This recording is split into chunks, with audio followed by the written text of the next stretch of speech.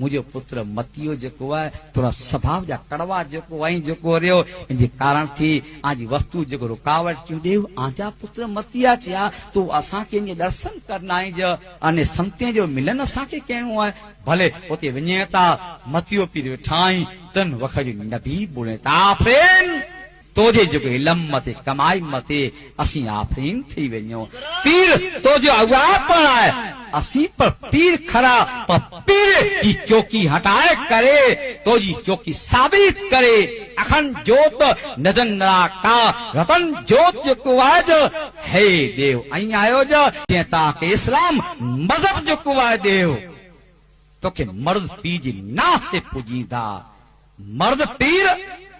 अने मतियो डाडा बोय हेकड़ो है